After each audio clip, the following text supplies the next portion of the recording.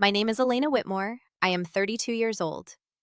3 hours before I was supposed to walk down the aisle, my mother stood outside my bridal suite door and told the hotel manager my fiancé was emotionally controlling me and that my family needed to stage an intervention before the ceremony could continue. At first, I thought it was some kind of misunderstanding. The Magnolia Ballroom sat on the 12th floor of the hotel overlooking the riverfront. The windows behind me stretched from ceiling to floor, and late afternoon sunlight spilled across the white satin train hanging behind my chair. My makeup artist had just finished pinning the last pearl into my hair when someone knocked hard enough to rattle the doorframe. Not a polite knock, a determined one. My maid of honor, Tessa, opened the door halfway before suddenly freezing.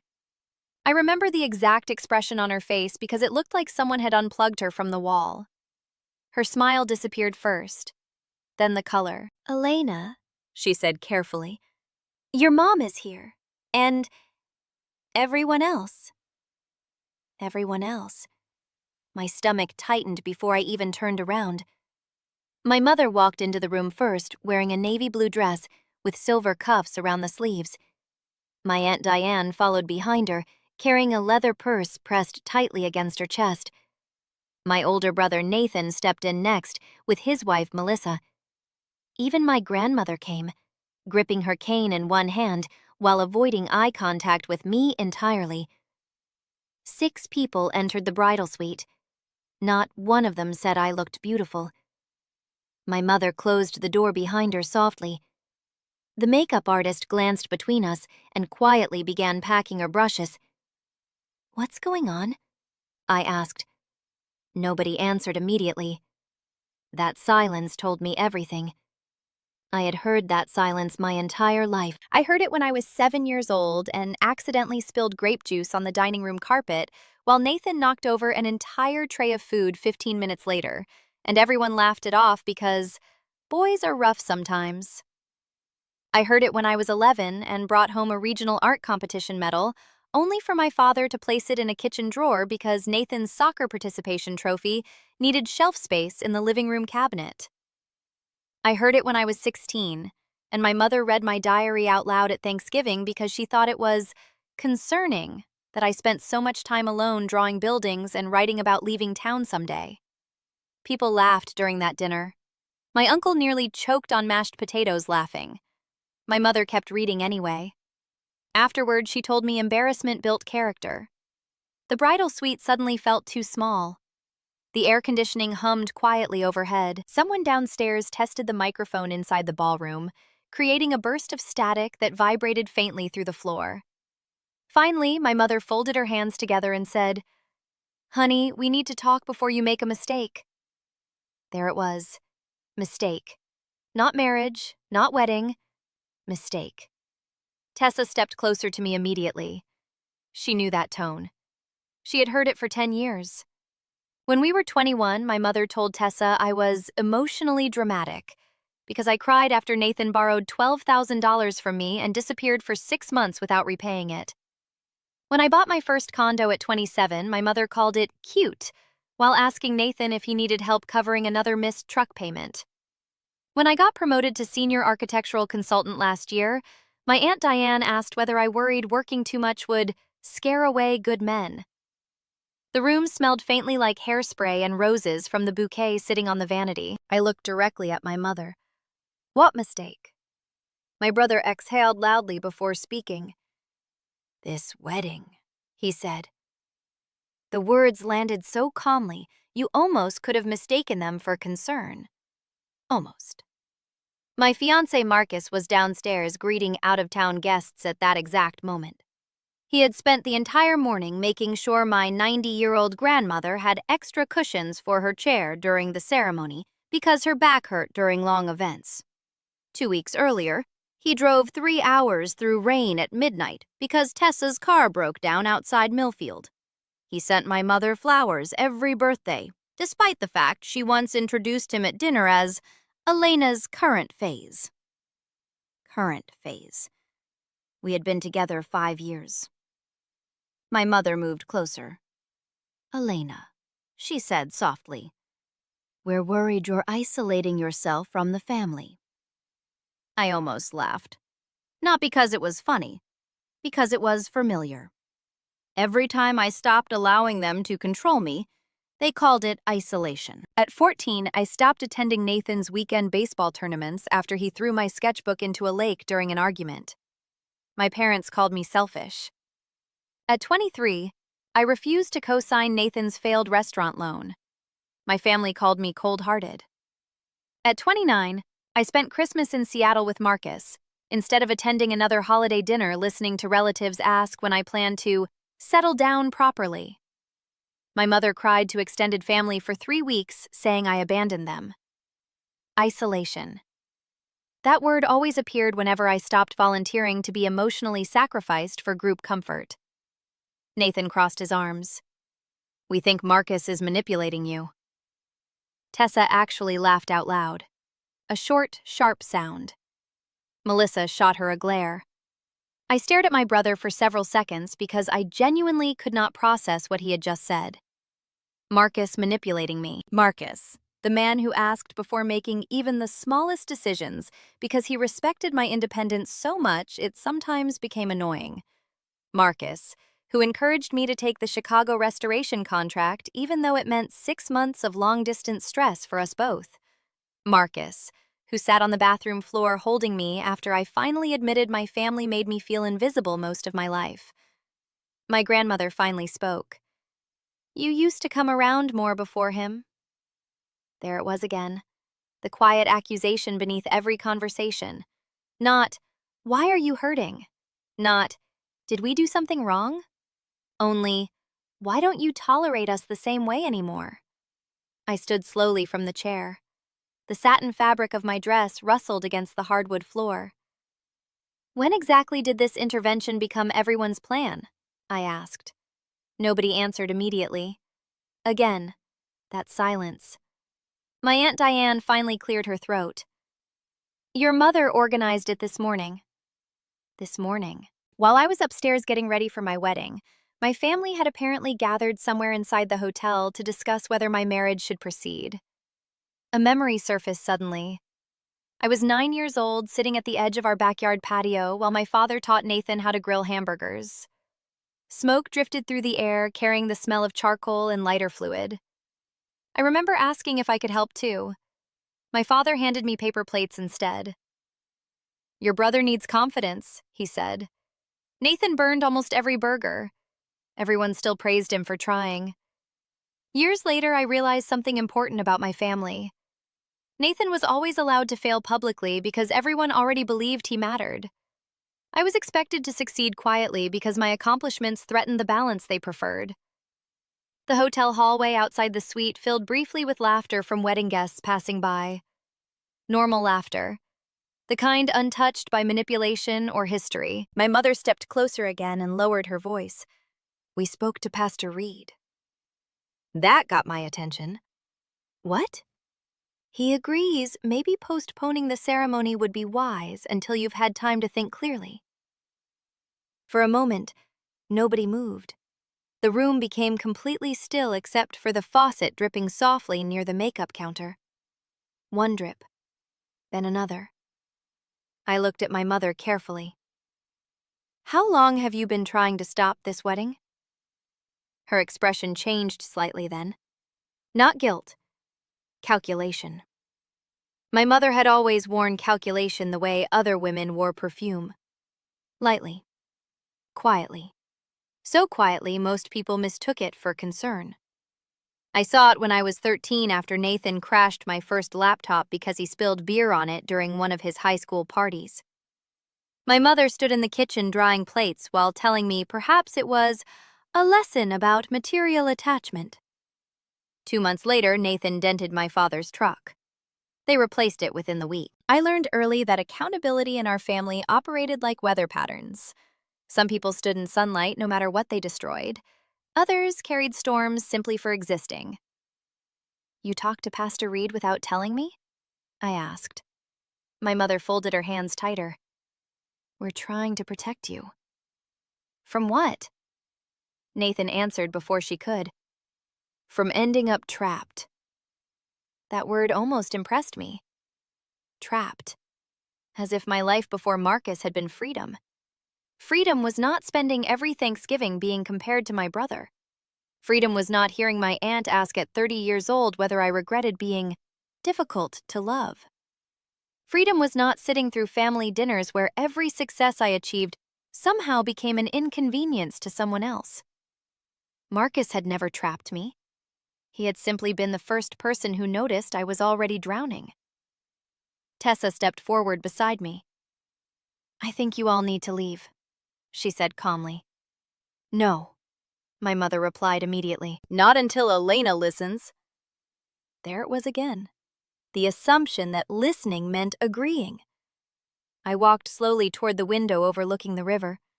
Tiny boats moved across the water below like drifting pieces of paper. The city skyline shimmered silver beneath the late afternoon light. When I was 17, I used to sit on the roof outside my bedroom window sketching buildings from magazines, because architecture felt permanent in ways people never did. Structures made sense. If pressure cracked a foundation, you repaired it. If weight became uneven, you reinforced support. Families were different. Families could fracture for years while everyone pretended the walls were straight. Behind me, my grandmother lowered herself carefully into one of the velvet chairs near the vanity. "Elena," she said quietly, "marriage changes people." I turned toward her. "So does spending 32 years begging your family to see you clearly." That finally created discomfort. Real discomfort. Melissa looked down at the carpet. Aunt Diane adjusted the strap of her purse again. Nathan rolled his jaw once, the way he always did before getting angry. But my mother stayed steady. She always did. That was part of what made her difficult to confront. She never yelled first, never exploded. She positioned herself as calm concern, while everyone else reacted emotionally around her. It took me years to understand how powerful that strategy was. At 19, when I told my parents I wanted to attend graduate school in Boston, my mother cried softly at the kitchen table and said she worried I was running away from family responsibilities. Suddenly, I became the selfish one for wanting my own future. Nathan failed out of community college twice, and nobody called him selfish for staying home rent-free until 30. My mother took another step closer. "We just think you've changed since meeting him." I nodded slowly. "You're right." That surprised her. I could see it immediately. Most of my life, these conversations followed a predictable structure. They criticized, I defended. Eventually, I apologized just to stop the emotional exhaustion. But something inside me felt strangely calm now. Maybe because I was tired. Maybe because wedding mornings leave no energy for pretending anymore. Or maybe because, after 32 years, I finally understood something simple. People who benefit from your silence will always describe your voice as aggression. "Yes," I repeated. "I changed." Nobody spoke. The ballroom music downstairs drifted faintly upward through the vents. A piano version of Claire de Lune floated through the room, soft as rain. I looked directly at my mother. "Marcus taught me something you never did." Her face tightened slightly. "How to disagree with someone without making them feel unworthy afterward." Nathan scoffed loudly. "Oh, please." I ignored him. "When Marcus and I fight, he doesn't recruit relatives. He doesn't humiliate me publicly. He doesn't turn my feelings into entertainment at holidays." My aunt shifted uncomfortably. Good. At 14 years old, I stood frozen in my grandmother's dining room while Aunt Diane read aloud a poem I wrote about loneliness because my mother found it hidden inside my backpack. Everyone laughed because they thought teenage sadness was dramatic. I still remember the mashed potatoes steaming beside my elbow while my uncle asked whether I planned to become the family philosopher. I stopped writing poetry after that night. Some humiliations don't explode loudly. They settle quietly into your bones. My grandmother sighed heavily. "We were joking."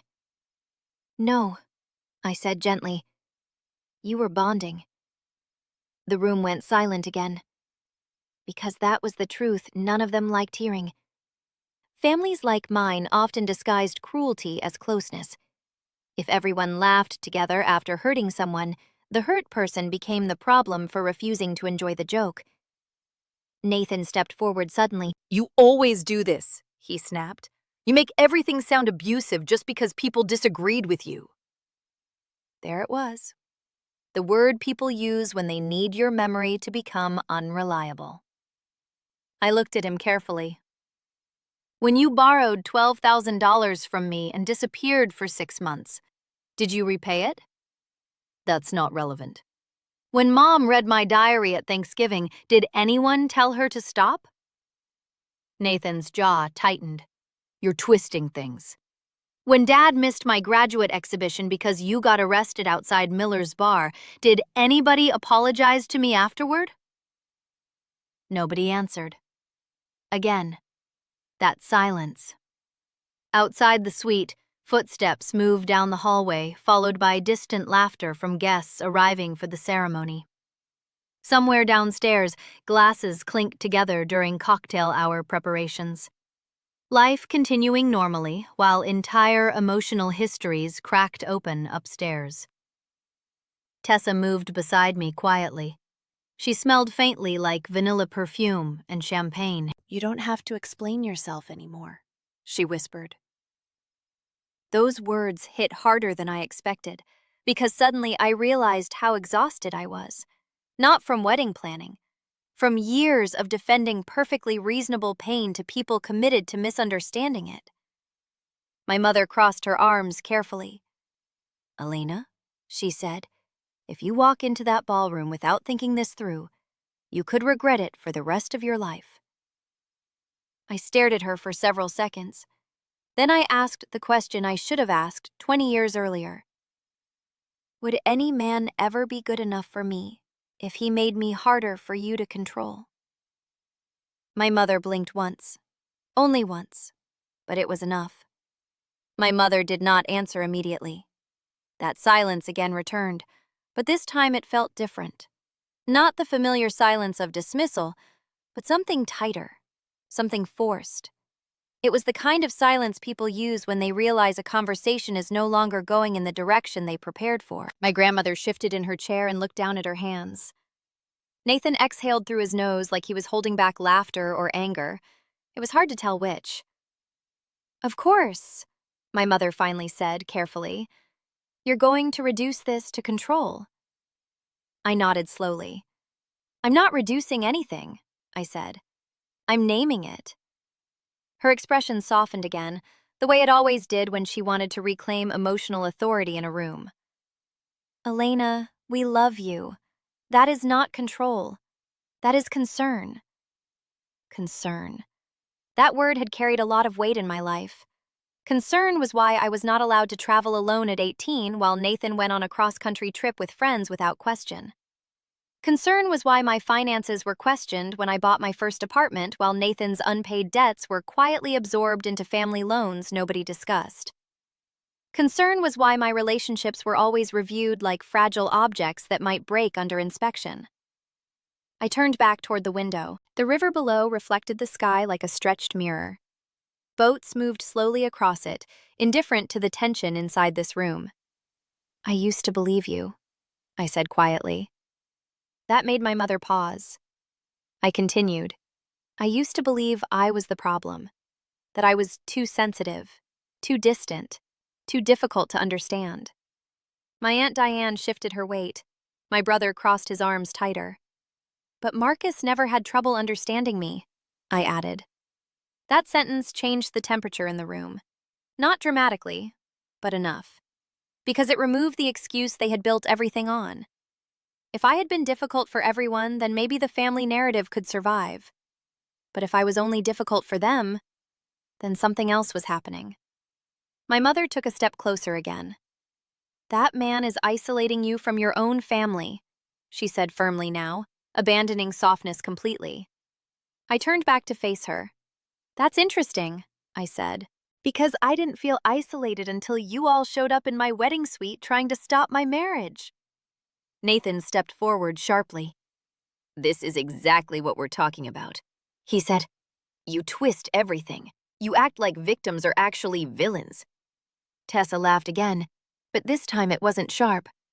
It was tired. "I'm sorry," she said, looking directly at Nathan. "Who exactly is the victim here?" Nathan pointed at me. "She is." Then he hesitated slightly. "As far as we're concerned." That hesitation mattered more than the words. As far as we're concerned. That was the truth sitting under all of this. Not objective concern, not shared reality. Perspective control. My grandmother stood up slowly, using her cane for balance. "Elena," she said gently, "your family is only trying to make sure you don't make a decision you can't undo." I looked at her carefully. "Do you know what I can't undo?" I asked. She paused. I answered myself. 32 years of being treated like I only matter when I agree with you. The room went still again. But this stillness felt heavier than the others, because now there was nothing left to misunderstand. My mother's voice softened again, but it was different now. Less warmth, more precision. "So this is it," she said. "You're choosing him over us." I shook my head slowly. "No," I replied. "I'm choosing myself."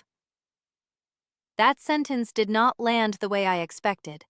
Not like a victory, not like a declaration.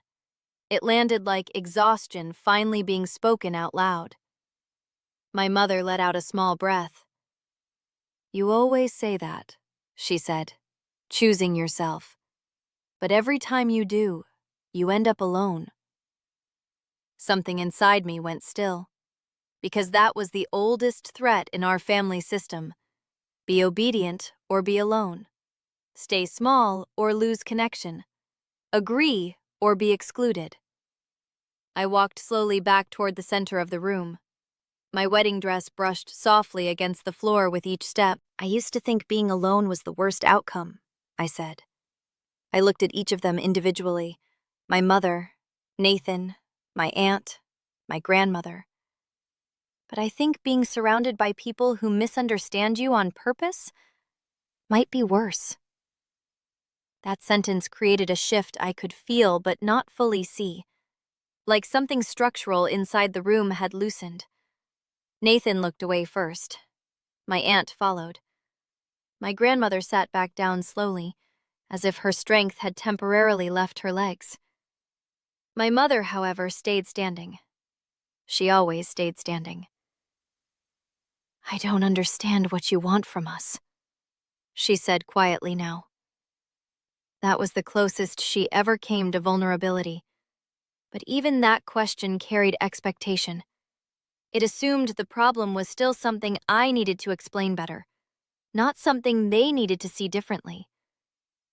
I stepped closer to her. For the first time that day, I lowered my voice. "I don't want anything from you," I said. That made her blink again. I continued. "I already stopped asking." Silence followed. Not dramatic, not theatrical, just final.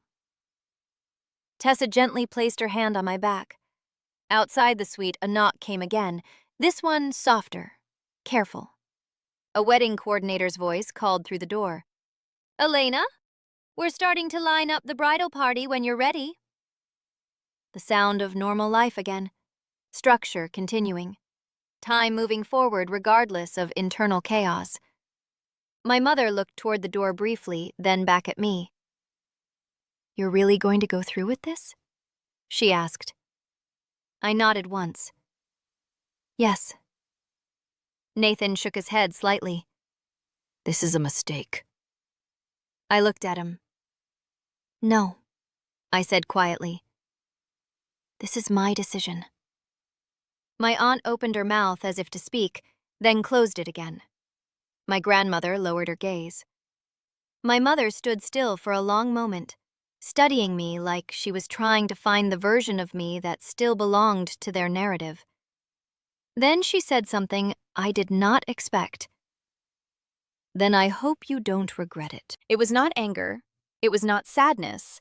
It was distance. And in some way, that was more honest than anything else she had said that day. I walked toward the door. Tessa followed me immediately. Behind us, I could hear the small movement of my family beginning to leave. No dramatic exit, no final speech, just the sound of people retreating from a situation they could no longer control. Before I reached the door, I paused. Not to turn back, but to speak once more without looking at them. I already know what regret feels like, I said softly. A pause. Then I added, it feels like growing up in a room where your voice was always the least important sound. I opened the door and stepped out. The hallway outside the bridal suite felt colder than it should have. Not physically colder, emotionally colder.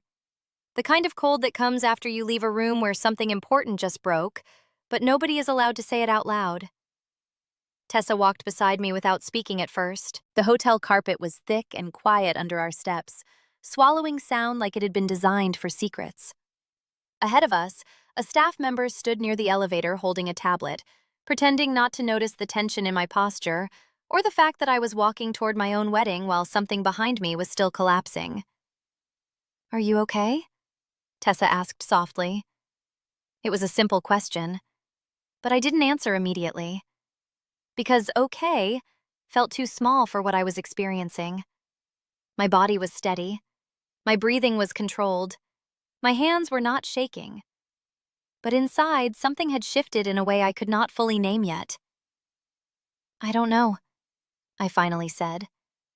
And that was the most honest answer I had given all day. We reached the elevator. The doors slid open too smoothly, as if nothing significant had ever happened in this building before. We stepped inside. As the doors closed, the reflection of the hallway disappeared, replaced by our own images in the mirrored walls. My wedding dress looked almost surreal in that space. White satin, perfectly tailored, too clean for what had just happened upstairs. Tessa adjusted a loose strand of hair near my face. You didn't do anything wrong, she said. I looked at her reflection. That's not what I'm thinking about, I replied. The elevator began descending. Soft music played overhead, something instrumental, designed to calm people on their way to celebrations, not emotional confrontations. But calmness felt distant now. What I was thinking about was not whether I had done something wrong. It was how long I had been standing inside a version of my life where my clarity was always treated like confusion. When I was 25, I remember telling my mother I wanted to specialize further in structural restoration architecture. I had just finished my first major project repairing an old civic building downtown that had been declared unsafe. She smiled politely and said, that sounds intense for you. For me, as if ambition itself was something I needed permission to hold. Nathan, meanwhile, was encouraged to explore options, even after quitting 2 jobs in under a year. Options. That word always expanded for him and narrowed for me. The elevator chimed. We reached the lobby level. The doors opened. And suddenly the sound of the wedding returned. Not emotional sound. Physical sound. Guests talking. Glasses clinking.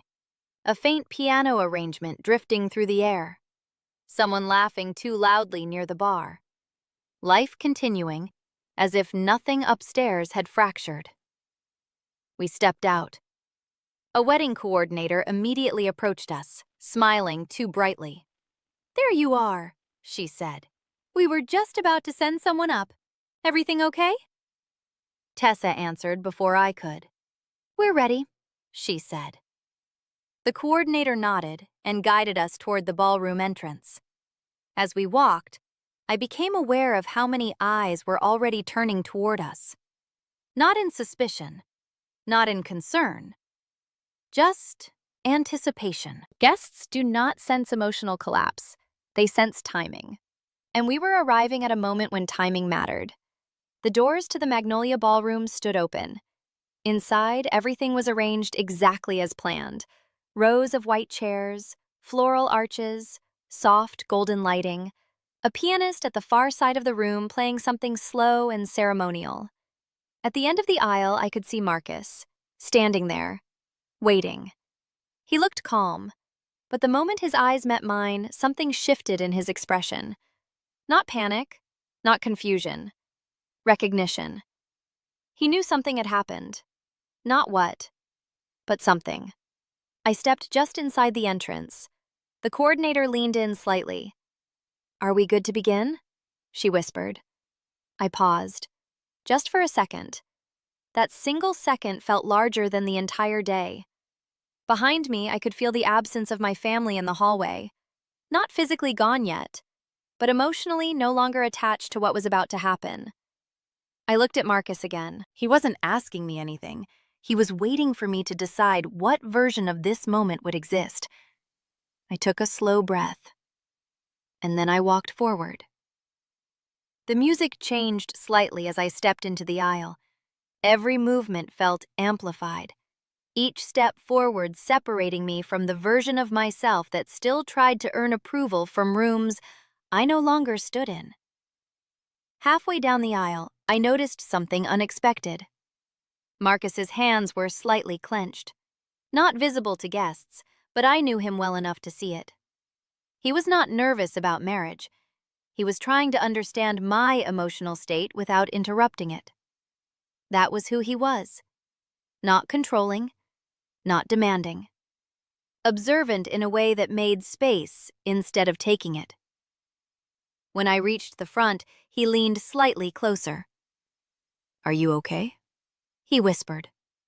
Same question as Tessa, different weight. I looked at him for a moment. Then I answered honestly. "I think I am becoming okay." That made him pause. Not because it was unclear, because it was specific. Behind us, the officiant cleared his throat gently. Guests settled. The room quieted. But before anything could begin, I noticed movement near the side entrance of the ballroom. The doors opened slightly. A staff member stepped in, then another. Then a pause. And then I saw my mother, standing at the back of the room. Not inside the aisle, not seated, just there, watching. Nathan behind her, my aunt beside him, my grandmother further back, leaning on her cane again. They had followed. Not to intervene this time, but to witness.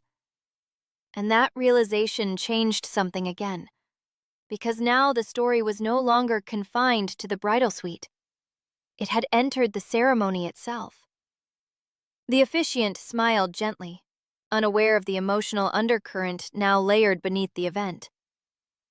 "Shall we begin?" he asked. Marcus looked at me again, quietly, waiting. And for the first time that day, I understood something clearly. This moment was no longer about whether I was allowed to marry. It was about whether I would carry the version of myself they had built for me into the rest of my life. Or leave it here. I nodded once, and the ceremony began. The officiant's voice filled the ballroom with practiced calm, as if nothing heavier than celebration existed in the air. "Family and friends," he began, "we are gathered here today." But I was no longer fully listening. Not to him, not to the guests. My attention had split in two directions at once. One part of me stood in a white dress at the front of a wedding ceremony. The other part of me was still standing in that hotel suite upstairs, watching my family attempt to define my reality without asking whether I agreed to it. That second version of me was quieter, but it was sharper. Marcus was beside me, facing forward, hands relaxed now at his sides. He had always known how to hold stillness without trying to fix it. That was something I had learned to value more than comfort. Comfort often came with conditions. Stillness did not. My mother's presence at the back of the room was impossible to ignore now that I had seen her. She was not smiling. Neither was Nathan. My aunt stood with her arms folded as if she had arrived not for a wedding but for a verdict she already expected to dislike. My grandmother sat carefully in a chair near the aisle entrance, her expression unreadable. They were not intervening anymore. They were watching. That was new. My life had rarely included them as witnesses rather than participants. Usually, they were editors, rewriting what I felt until it matched what they were willing to understand. The officiant continued speaking, but his words faded into a soft blur. Something inside me felt unusually still. Not numb, not detached. Focused. Like standing at the edge of a structural diagram and finally seeing the load-bearing points clearly. I had spent most of my life trying to balance myself inside their expectations. Be grateful, but not too ambitious. Be successful, but not threatening. Be independent, but available. Be present, but not inconvenient. Each rule contradicted the next. And I had learned to live inside the contradiction rather than question it. Marcus shifted slightly beside me. Not impatient, just aware. He was always aware of space between people. The officiant turned a page. We now come to the exchange of vows. A small movement happened at the back of the room. My mother stepped slightly forward, not into the aisle, just enough to be visible. That alone changed the temperature in my body. Because I knew that movement. That was the beginning of something. In our family, interruptions were rarely spontaneous. They were coordinated. Nathan followed her lead. My aunt adjusted her posture. Even my grandmother lifted her chin slightly, as if preparing herself for a moment she did not fully agree with but would still participate in. I understood then that whatever had been discussed upstairs had not ended in the hallway. It had followed me down here. The officiant paused briefly, sensing distraction but not understanding it. Marcus leaned in just slightly. "Are you sure you want to do this now?" he asked quietly. Not as pressure, as awareness, as respect. That question should have frightened me. Instead, it grounded me, because it meant I still had a choice. I looked at him for a long moment, and I thought about every version of this day I had imagined over the past year. None of them included my family attempting to redirect it. None of them included silence that felt like control disguised as concern. None of them included a life where I had to earn permission to be seen as capable of choosing my own path. I exhaled slowly. Then I turned slightly toward the guests. Not fully. Just enough. And I spoke. "I need to say something before we continue." The officiant hesitated. Marcus didn't. He simply stepped half a pace back, making space for me without hesitation. That small action mattered more than anything else in that moment. The room shifted. Not dramatically, but enough that I could feel attention tighten. Every guest now understood something was happening that was not on the program. I looked toward the back of the room. My mother met my eyes immediately. She was ready. Not for emotion, for control. But I was no longer operating inside that system. "I want to acknowledge something," I said calmly. "My family is here today because they believe I am making a mistake." A faint murmur moved through the guests. Not judgment, curiosity. My aunt straightened slightly. Nathan's jaw tightened. My grandmother lowered her gaze for a second. I continued. "They came to me before the ceremony and tried to stop it." That sentence changed the air, because now it was no longer private. Now it was part of the room. I did not raise my voice. I did not look angry. I simply stated it the way I would state structural facts in a report. Measured, clear, undeniable. My mother called it an intervention, I added. That word landed differently in a space filled with people who did not know the history behind it. Marcus looked at me now, not confused, but fully attentive. I could feel him recalibrating the moment beside me. My mother took one step forward. "Elena," she said softly but firmly, "this is not the place." I raised my hand slightly, not aggressively, just enough to stop the interruption. And I turned to face her fully for the first time in the room. "This is exactly the place," I said, because for the first time, I understood something simple. They had chosen visibility, not me. They had followed me into a public moment to assert a private narrative, and now that narrative would exist in the same space as reality. "I've spent my entire life being told that I don't understand my own decisions," I continued, "that I misinterpret concern as control, that I mistake disagreement for dismissal." The room was completely silent now. Even the pianist had stopped playing. I looked at Nathan. At 14, when my sketchbook was destroyed, I was told I was overreacting. At my aunt. At 23, when I refused to support financial decisions that didn't involve me, I was called selfish. At my grandmother. At 29, when I chose my own career path, I was told I was running away from responsibility. Each sentence was not emotional. It was structured, like evidence being laid out in sequence. Then I turned back to my mother. "And today," I said quietly, "you tried to decide whether I was allowed to get married." That was the moment something shifted in the room. Not loudly, not theatrically, but irreversibly. I did not wait for a response, because I already knew what it would be. Explanation, justification, concern reframed again. So I continued before it could arrive. "I am not confused," I said. "I am not being influenced." I paused slightly, and for the first time my voice softened. "I am simply done asking permission to live a life I already understand." Silence followed. This time no one rushed to fill it, not even my mother. Marcus stepped forward again beside me, not to take control, not to interrupt, but to stand in alignment.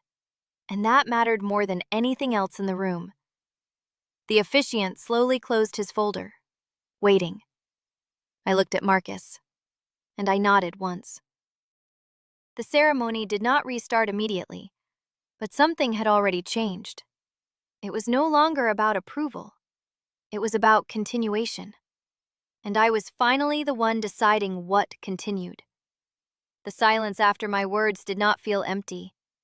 It felt exposed, like a structure whose walls had been removed, leaving only the framework visible to everyone in the room.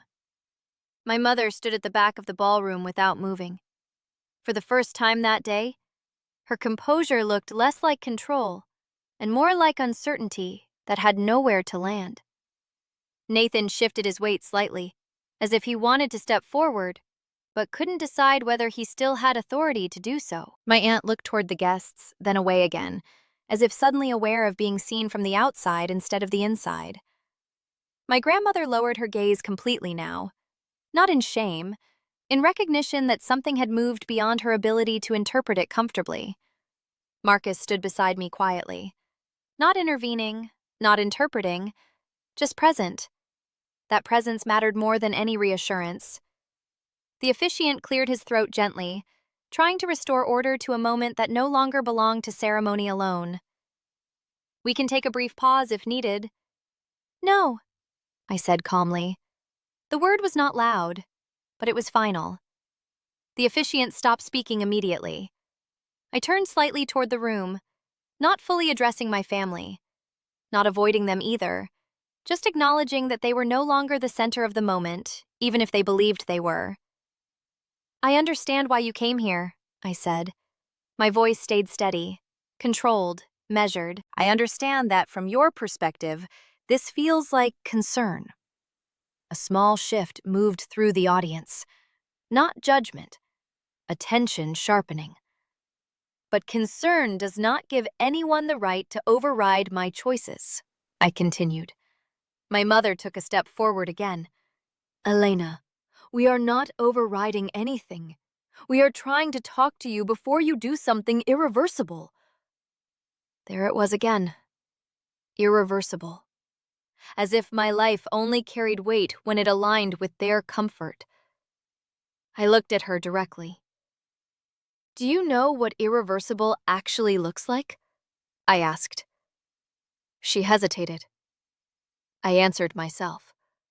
"It looks like spending years explaining your decisions to people who were never listening in the first place." That sentence landed differently than the others, because it wasn't about the wedding. It was about history. I could see it in her face now. A shift. Not acceptance, but realization that this was not a single argument. This was accumulation. Nathan stepped forward slightly. "This is exactly what we were afraid of," he said. "You standing up here making it sound like we've done something wrong for caring about you." I turned toward him slowly, not with anger, with clarity. "When have I ever asked you to stop caring?" I said. A pause. "I asked you to stop deciding what my life means." He didn't answer immediately, because those are not the same thing. And somewhere, he knew it. My aunt spoke quietly now, almost carefully. "We didn't come here to fight you." I nodded. "I believe that." Then I added, "But you came here to stop something you didn't understand." That distinction mattered, because intention does not erase impact. The guests remained silent, but I could feel the room shifting into a different kind of listening. Less ceremonial, more human. Marcus glanced at me briefly, a question without words. I gave him a small nod. Not to proceed. Not yet. But to continue standing beside me while I finished something that had clearly been unfinished for a very long time. I turned back toward my family again. "My entire life," I said, "I have been asked to interpret my experiences through your approval." A pause. "That is not communication." Another pause. "That is permission-seeking disguised as family." My mother's expression tightened slightly. Not anger now, something more complicated. Because I was not accusing anymore. I was defining. And definitions are harder to argue with than emotions. "I am not rejecting you," I added. "I am separating my life from your authority over it." That sentence created stillness in the room that felt almost physical. Even the background noise of the ballroom seemed to soften. My grandmother finally spoke, very quietly. "Elena," she said, "family does not mean authority." I looked at her gently. "I know," I replied. Then I continued. "But in practice, that is how it has functioned for me." No one responded to that, because it was not an opinion. It was a record. My mother's voice lowered again. "If you walk forward with this marriage in this state, you are making a choice that affects all of us." I shook my head once. "No," I said. "This is where you are wrong."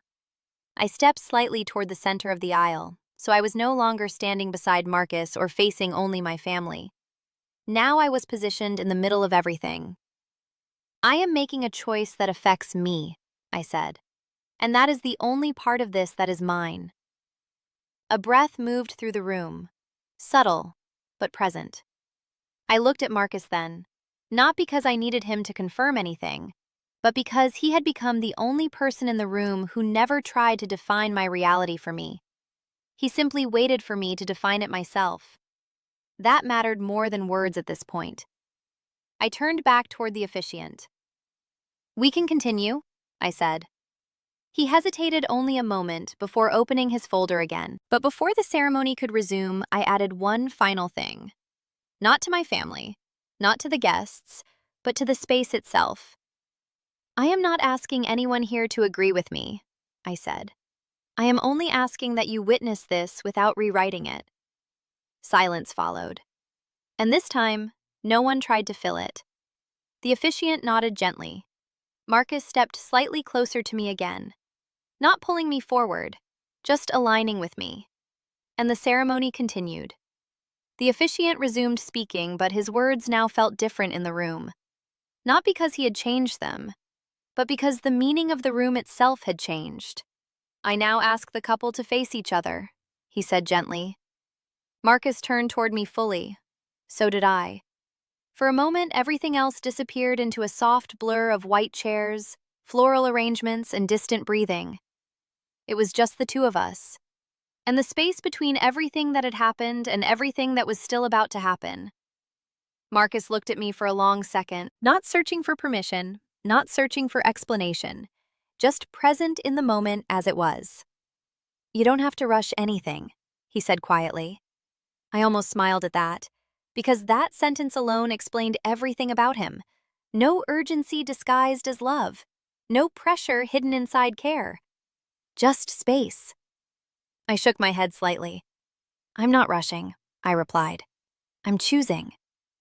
That distinction mattered more than anything I had said all day.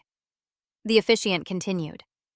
Before we proceed with vows, I understand there were some family discussions that occurred earlier today.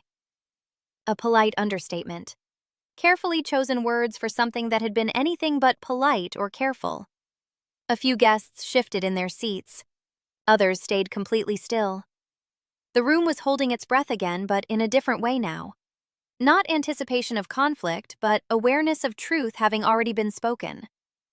Marcus gently took both my hands in his. His grip was steady, warm, grounded. I could feel the contrast between him and everything that had just happened behind me. Not because he was saving me from it, but because he was not trying to define it. The officiant looked between us. Shall we proceed with your vows? Marcus nodded slightly. Then he turned to me first. But before he spoke, I noticed movement again at the back of the room. My mother was still standing. Nathan beside her. My aunt slightly behind. My grandmother seated but upright now, watching more closely than before. They were not interrupting anymore, but they were still there, witnessing. Marcus followed my gaze briefly, then returned his attention to me without comment. That small act mattered more than anything else in the room. He wasn't competing with my past. He wasn't reacting to it. He was simply remaining in the present with me. He took a breath. Elena, he said quietly. When I met you, I thought you were someone who always had everything figured out. A faint pause. I was wrong. A soft ripple of attention moved through the room. Not emotional, reflective. I learned that you were someone who had spent a long time making sense of chaos that no one else acknowledged. My grip on his hands tightened slightly without me realizing it. He continued. And I don't want to be someone who changes you, he said. I want to be someone who understands you, without requiring you to shrink yourself to fit anywhere. Silence followed his words, but it was not heavy. It was open. He wasn't performing. He wasn't proving anything. He was simply stating the truth of how he saw me. Then it was my turn. The officiant gave a slight nod. I took a breath. But before I spoke, I felt something settle inside me. Not emotion. Clarity. I looked at Marcus. I spent most of my life, I began, trying to translate myself into something my family could accept. A pause. I thought that was love. My voice remained steady, controlled. I thought if I explained myself enough, softened myself enough, made myself small enough, I would eventually be understood. A quiet stillness filled the room. But I wasn't trying to be understood, I added. I was trying to be allowed. That sentence shifted something subtle in the room again, not dramatic, but deep. Marcus didn't move. He didn't interrupt. He just listened. I continued. With you, I said, I don't feel like I have to earn permission to exist as I am. A pause. That is not something I take lightly. My eyes briefly flicked toward the back of the room. Not to engage them, but to acknowledge that they were still part of the architecture of my life. Then I returned my focus to Marcus. You don't complete me, I said. You don't fix anything in me. A soft breath moved through the guests. I don't need that, I continued. I just need someone who doesn't turn my clarity into a problem. Marcus exhaled softly, almost like relief. Not because I was choosing him, but because I was choosing myself while standing beside him. The officiant stepped in gently. Do you both accept these vows? Marcus nodded. I did too. Then something subtle shifted again at the back of the room. My mother took one step forward. Not into the aisle, but enough to be seen clearly. Elena, she said quietly.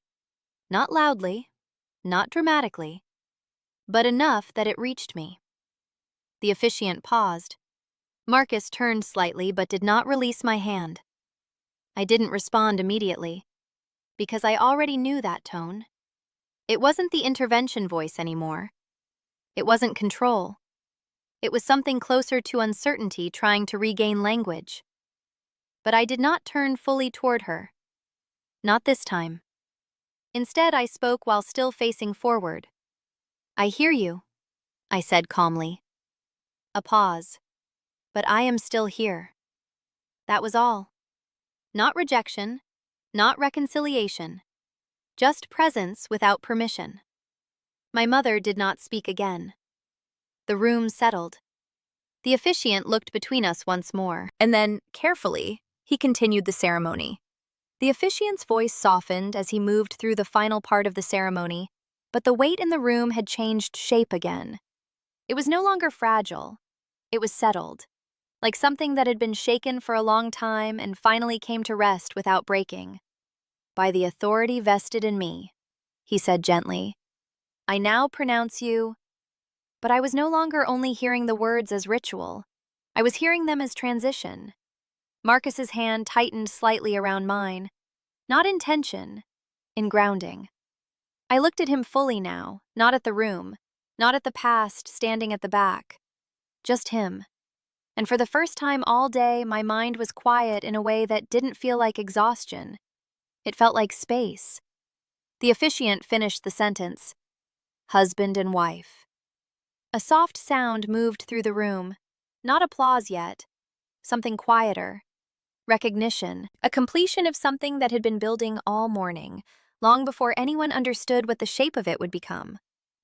Marcus leaned in slightly and pressed his forehead gently to mine for a brief second. No performance, no announcement. Just presence. Then he pulled back and smiled at me in a way that didn't ask anything from me. The room finally broke into applause. Not explosive, not overwhelming, but steady. Real. I exhaled slowly.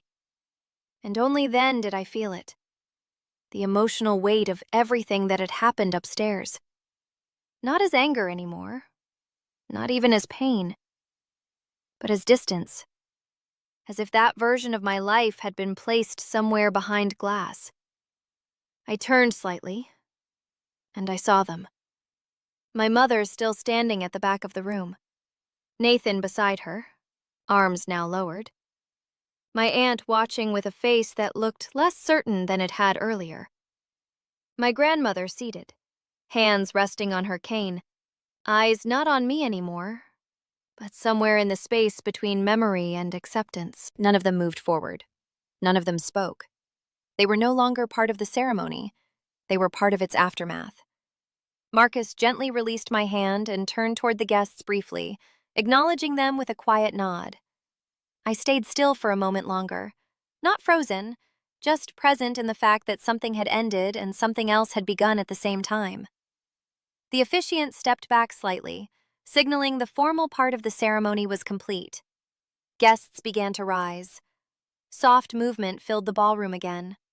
Conversation returned slowly, like water finding its level after a disturbance. Tessa appeared beside me almost immediately. She didn't speak. She just squeezed my hand once. That was enough. Marcus leaned toward me again. Are you okay? He asked softly. I almost laughed. Not because it was funny, because it was still the same question from earlier. But now it belonged to a different version of the day. I think I am, I said. And I realized it was true. Not fully resolved, not perfectly calm, but no longer inside the tension that had defined the morning. The photographer began moving through the room, gently guiding people into groups. Someone handed Marcus a glass of champagne. Someone else adjusted my veil.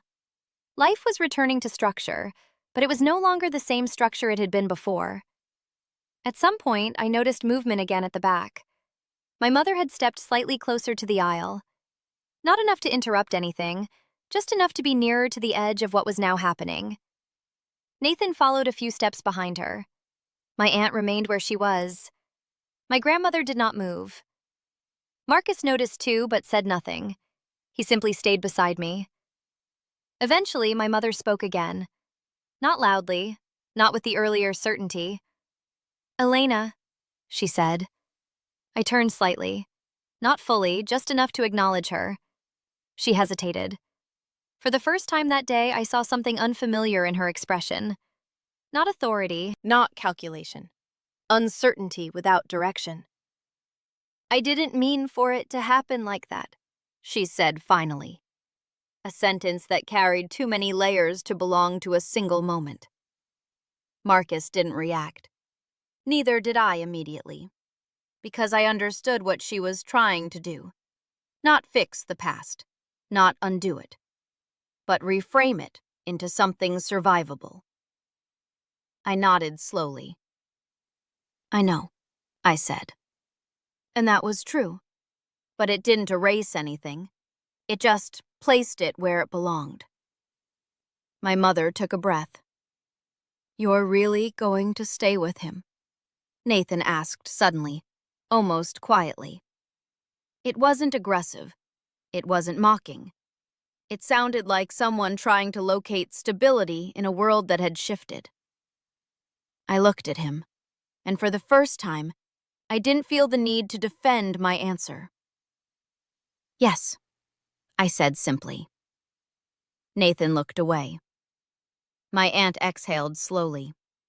My grandmother closed her eyes for a brief moment. My mother didn't respond. She just stood there. And then, slowly, she stepped back. Not leaving, not advancing, just retreating into whatever understanding she had available now. The moment did not resolve itself into forgiveness. It didn't become reconciliation. It became distance with awareness. Marcus took my hand again. Not tighter this time, just steady. We turned toward the reception doors together. And as we walked, I realized something quietly settling inside me. I was not leaving my family behind in anger. I was leaving behind the version of myself that had always needed them to change in order for me to feel whole. And for the first time in my life, I didn't need that change to move forward. I already was.